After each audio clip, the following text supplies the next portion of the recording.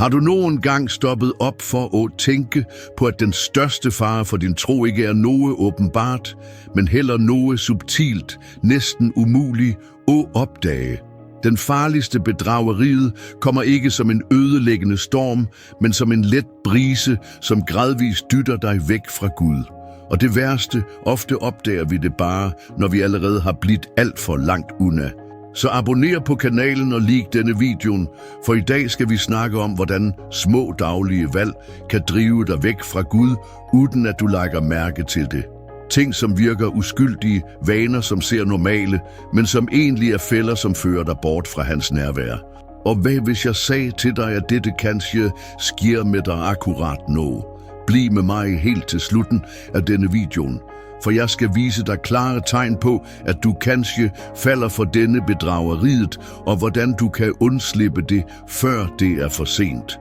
Og mens du tænker over det, kan du lægge igen en kommentar, om du har følt, at din tro har blivet kaldere, men ikke vidste hvorfor. Del din erfaring. Hvert valg, vi tager, former vor åndelige vej. Ofte er det ikke store synder, som driver os væk fra Gud på én gang, men små ettergifter, tilsyneladende uskyldige valg, som over tid skaber en kløft mellem os og faderen. Problemet er, at disse små beslutninger ofte går ubemærket. For eksempel, har du nogen gang foretrukket at se en film eller surfe på telefonen i stedet for at bede eller læse Bibelen? Det virker som noget vanligt uden betydning.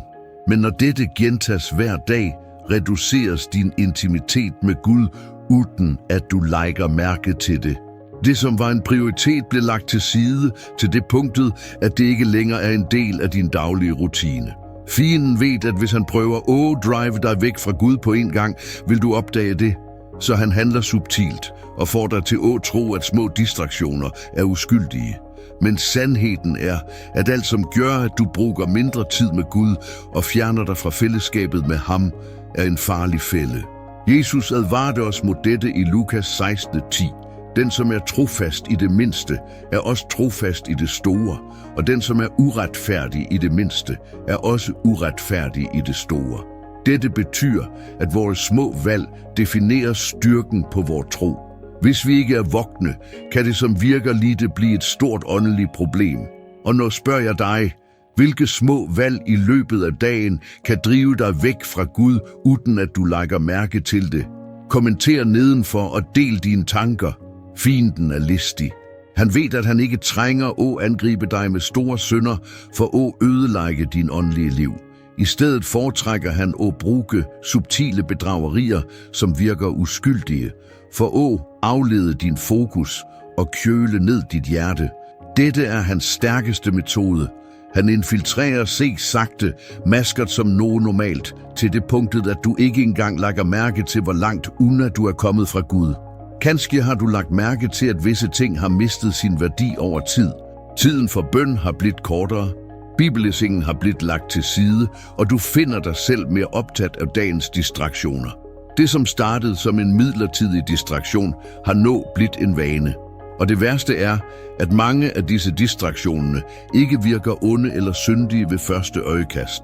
Det, som virker som en pause eller bare en episode til, kan faktisk stjæle dit fællesskab med Gud.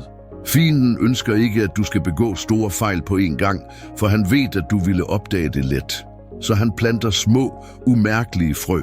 Det kan være meldingen på telefonen, som tager bort din fokus, pratet, som gør dig distraher, eller undskyldningen om, at du ikke har tid til det, som virkelig betyder noget. Alt dette svækker din relation med Gud, uden at du lægger mærke til det. Og derfor må vi være vågne, som det står skrevet i 1. Peter 5:8. Vær eder således sindige og vågne, for fienden, eders modstander, går omkring som en brølende løve og søger, hvem han kan sluge. Fienden bruger disse små distraktioner for at aflede os fra vejen. Før du ved ordet af det, er du langt fra det fredelige og trygge sted, som er at være i Guds nærvær. Når vil jeg, at du skal tænke, hvilke små distraktioner i løbet af dagen kan stjæle din tid med Gud? Har du lagt mærke til det? Like igen en kommentar. Bibelen er fuld af eksempler på, hvordan små valg, som virkede uskyldige, endte op med at have store åndelige konsekvenser. Et af disse eksemplerne er kong Saul, som blev udvalgt af Gud for at lede Israel, men tog små beslutninger, som til slut førte til, at han blev fuldstændig fjernet fra Gud. I 1. Samuels bog 15 fik Gud Saul til at ødelægge alle amalekitene uden at spare noget. Men Saul bestemte sig for at spare kong Agag og nogle af de bedste dyrene, og tænkte, at dette ikke ville have store konsekvenser. For ham var det et lille valg, som ikke virkede så galt. Men Gud forkastede Saul som konge på grund af denne ulydigheden. Et tilsyneladende lille valg, men som resulterede i store åndelige tab. Et andet eksempel er Samson. Han startede med en mission fra Gud for at befri Israel fra filistinernes hånd, men gradvis drog han sig under sit opdrag. Det, som virkede som en uskyldig relation med Dalila, endte op med at ødelægge hans lederskab og både hans fysiske og åndelige liv. Med hver liten ettergift var han længere under Gud, til det punktet, at han til slut mistede alt. Disse eksemplerne viser, at selvom valgene kan virke små, er konsekvenserne evige. Gud kalder os til et liv i fuld lydighed, og selv små ulydigheder kan drive os bort fra hans vilje. Bibelen advarer os tydeligt. Det du gør i hemmelighed kan påvirke dit liv offentligt. Små bedragerier kan have en domino-brik-effekt på vort åndelige liv. Nå, stop op og tænk. Hvilke små valg har du taget, som kan drive dig bort fra Guds formål? Har du lagt mærke til, at du gør noget, som virker uskyldigt, men som kan skade dig åndeligt? Ofte opdager vi ikke, at vi drager os under Gud, før det er for sent. Processen er så gradvis og subtil, at vi bliver vant til den. Men det er klare tegn, som indikerer, at vi drager os under, selv uden at vi lægger mærke til det. Lad os reflektere over nogle af disse tegnene. Det første tegnet er mangel på begær for Guds ord. Når begæret for at læse Bibelen og begynder at aftage, er det et tegn på, at noget er galt. Den hellige ånd i os driver os til at søge mere af Gud, men når vi drager os under, aftager vor åndelige sult. Hvis du lægger mærke til, at bibellæsningen har blivet en pligt eller noget uden glæde, vær opmærksom. Et andet tegn er tab af indre fred. Når vi er langt fra Gud, begynder vor fred at erstattes af angst og forvirring. Du begynder at føle dig urolig, misfornøjet, og det fredelige følelsen af at være i Guds nærvær begynder at forsvinde. Bønnen bliver vanskelig, og du føler, at du gør det mere af pligt end af glæde. I tillæg reflekteres distansen fra Gud også i vores holdninger og adfærd. Vi begynder at blive mere tolerante over for synd, små løgner, klæbetrykking og andre vaner, som vi før ikke accepterede. Disse tegnene viser, at vi tillader bedrageriet at komme ind i vort liv, og at vi ikke længere sætter rigtig pris på det Gud ønsker af os. Og det vigtigste, når vi begynder at drage os under, mister vi vor åndelige klarhed. Beslutninger bliver vanskeligere at tage, og valgene begynder at virke mere forvirrende. Den åndelige indsigten, vi havde, begynder at aftage, og dette kan føre til, at vi tager fejl beslutninger, uden at lægge mærke til det. Har du lagt mærke til nogen af disse tegnene i dit eget liv? Hvilke områder af dit liv viser tegn på distance fra Gud? Del en kommentar og del dine erfaringer. Vi lever i en verden, hvor synd stadig bliver normaliseret og accepteret som en del af hverdagen. Ting, som før blev set på som fejl, blev nu betragtet som naturlige, og grænsen mellem ret og galt begynder at forsvinde. Problemet er, at jo mere verden accepterer disse holdningerne, jo lettere bliver det at falde for fristelsen og tro, at det er greit at drage sig under Gud af og til. Medier, sociale medier og til og med daglig samtale dytter os mod en adfærd, som ignorerer Guds standarder. For eksempel bliver handlinger som at lyve, klæbetrykke eller søge efter midlertidig glæde konstant fremstillet som normale eller til og med morsomme af samfundet. Det farligste med alt dette er, at hvis du ikke er opmærksom, vil disse indflytelserne forme, hvordan du ser på kristen livsstil. Det, som virker uskyldigt eller normalt for verden, kan være akkurat det, som driver dig bort fra Gud. Fienden bruger denne normaliseringen af synd for at friste dig med ideen om, at alle gør det samme, at det ikke er noget galt, og at ting er under kontrol. Presset for at tilpasse, se denne nye normaliteten, kan være stort, men vi må huske på ordene i Romerbrevet 12:2. Ikke form der etter denne verden, men forvandle der ved fornyelsen af videre sind. Vi kan ikke tillade at værdier fra en verden uden Gud definerer vores valg. Hvert valg du tager, selv de små, bliver påvirket af disse standarderne. Hvad du ser på, hvad du hører, de menneskene du omgås. Alt dette kan drive dig bort fra Gud. Og hvis du ikke beskytter dig selv, vil disse små indflytelserne skabe en afstand mellem dig og den guddommelige sandheden. Hvilke indflytelser fra verden har påvirket dig? Har du tilpasset dig standarder, som går imod Guds vilje? Del dine erfaringer i kommentarfeltet. Vi lever i en verden, hvor synd stadig bliver normaliseret og accepteret som en del af hverdagen. Ting, som før blev set på som fejl, bliver nu betragtet som naturlige, og grænsen mellem ret og galt begynder at forsvinde. Problemet er, at jo mere verden accepterer disse holdningerne, jo lettere bliver det at falde for fristelsen og tro, at det er greit at dra se under Gud af og til. Medier, sociale medier og til og med daglig samtale dytter os mod en adfærd, som ignorerer Guds standarder. For eksempel bliver handlinger som at lyve, klævetrykke eller søge efter midlertidig glæde konstant fremstillet som normale eller til og med morsomme af samfundet. Det farligste med alt dette er, at hvis du ikke er opmærksom, vil disse indflytelserne forme, hvordan du ser på kristen livsstil. Det, som virker uskyldigt eller normalt for verden, kan være akkurat det, som driver dig bort fra Gud. Fienden bruger denne normaliseringen af synd for at friste dig med ideen om, at alle gør det samme, at det ikke er noget galt, og at ting er under kontrol. Presset for at tilpasse, se denne nye normaliteten, kan være stort, men vi må huske på ordene i Romerbrevet 12:2. Ikke form der etter denne verden, men forvandle der ved fornyelsen af videre sind. Vi kan ikke tillade at værdier fra en verden uden Gud definerer vores valg.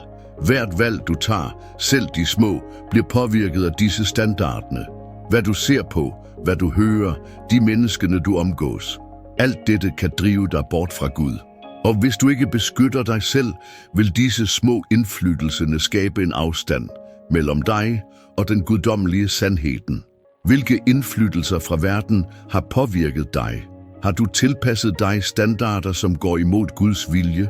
Hvert beslutning vi tager, har en direkte indvirkning på vort åndelige liv, selvom vi ikke kan se de umiddelbare konsekvenserne. Afstanden fra Gud er en af de største tabene, vi kan opleve, og ofte begynder de fejl valgene med små og tilsyneladende uskyldige handlinger. Hver gang vi vælger at følge vores egne ønsker, i stedet for at søge Guds vilje, skaber vi et større mellemrum mellem os og ham. Imidlertid går indvirkningen af vores valg ud over det enkle at dra se unna. Når vi drager os unna Gud, mister vi ikke bare nærheden med ham, men også velsignelserne han har for os. Freden, glæde og den guddommelige vejledningen begynder at forsvinde. I stedet opstår frustration, angst og følelsen af, at noget mangler. Disse konsekvenserne kan være smertefulde, for vores sjæl længter efter Guds nærvær. I Galatersbrevet 6:7-8 lærer Bibelen os: forlad der ikke, Gud lad se ikke spotte. Hvad en mand sår, skal han også høste. Vores valg har åndelige konsekvenser, som kan manifestere sig i forskellige områder af livet vort. Når vi sår valg, som driver os bort fra Gud, høster vi en åndelig tomhed, et liv uden formål, og til og med emotionelle og psykologiske problemer. Det er afgørende at forstå, at indvirkningen af vores valg ikke begrænser sig til nåtid. Det vi bestemmer i dag, former vores fremtid, både her på jorden og i evighed. Hvis du føler, at konsekvensen af dine valg driver dig bort fra Gud, er det på tide at reevaluere dine holdninger og vende tilbage til vejen med sandhed. Noget, som vi kender til faren ved små valg og hvordan de kan drive os bort fra Gud, er det på tide at lære, hvordan vi kan forblive stærke og undgå disse åndelige fældende. Den gode nyheden er, at Gud giver os de nødvendige værktøjerne for at modstå fristelser og styrke vor tro. Den første tingen å gøre er å dyrke et liv med jævnlig bøn.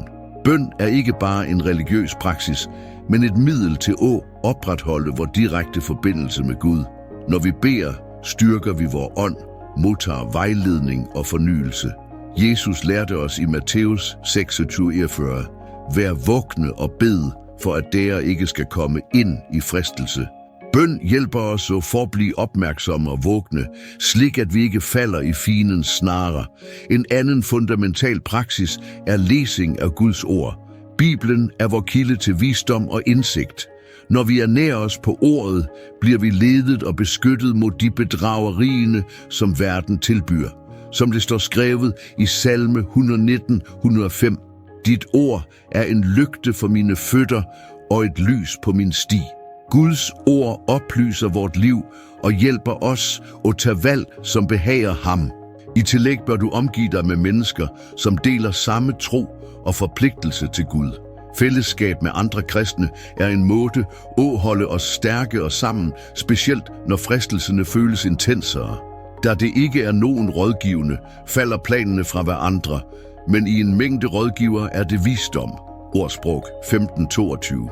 Vi bør ikke møde de åndelige udfordringer alene. Til slut, husk at Guds nåde altid er tilgængelig. Selv om du har dratt dig unna, er han klar til at tage dig tilbage. I 1. Johannesbrevet 1:9 lover Bibelen os: Hvis vi bekender vores synder, er han trofast og retfærdig til at tilgive vores synder og rense os fra al uretfærdighed. Uanset hvor langt du har dratt dig unna, er Gud altid klar til at modtage dig med åbne armer. Hvordan forbereder du dig på at modstå daglige fristelser? Hvad hjælper dig med at holde tronen fast? Del en kommentar og fortæl, hvad som har fungeret for dig. Noget, som vi har reflekteret over, hvordan små valg kan drive os bort fra Gud, vil jeg invitere dig til at tage en pause og reflektere over dit eget liv. Hvilke valg har du taget, som kanskje driver dig bort fra Gud? Har du tænkt på, hvordan disse små distraktioner kan true dit forhold til ham? Det er på tide at handle. Ikke lad fiendens subtile bedrageri forsætte og drive dig bort. I dag kan være dagen, da du bestemmer dig for at vende tilbage til Guds nærvær og styrke din tro. Start akkurat nu. Vælg at bruge mere tid på bønnen. Vælg at læse mere af Guds ord. Vælg at omgive dig med mennesker, som opmuntrer dig til at vokse åndeligt. Noget, som vi har reflekteret over, hvordan små valg kan drive os bort fra Gud, vil jeg invitere dig til at tage en pause og reflektere over dit eget liv. Hvilke valg har du taget, som kanskje driver dig bort fra Gud? Har du tænkt på, hvordan disse små distraktioner kan true dit forhold til ham? Det er på tide at handle. Ikke lad fiendens subtile bedrageri fortsætte at drive dig bort. I dag kan være dagen, da du bestemmer dig for at vende tilbage til Guds nærvær og styrke din tro. Start akkurat nu. Vælg at bruge mere tid på bønnen. Vælg at læse mere af Guds ord. Vælg at omgive dig med mennesker, som opmuntrer dig til at vokse åndeligt. Jeg vil vide, at du er villig til at reflektere over dine valg og vende tilbage til Guds vej. Like igen dit løfte i kommentarfeltet og del denne videoen med andre mennesker, som trænger at høre denne budskabet. Er du villig til at reflektere over dine valg og vende tilbage til Guds vej? Det holder ikke at bare reflektere over det, som er sagt. Det er nødvendigt at tage konkrete beslutninger for at ændre dit åndelige liv. Hvis du har opdaget, at små valg driver dig bort fra Gud, er det på tide at sige stop. Søg mere af Gud, bed uden at slutte, læs hans ord og deltag i en kristen fællesskab, som styrker dig. Hvis du ikke allerede har abonneret på kanalen, gør det nu for at fortsætte at modtage indhold som dette, som vil hjælpe dig at gå nærmere Gud.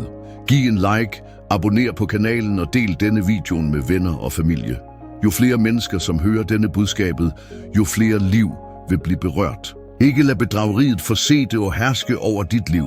Må Gud velsigne dig, og fra i dag af må dine valg tages med visdom i samsvar med Guds vilje. Ses næste video.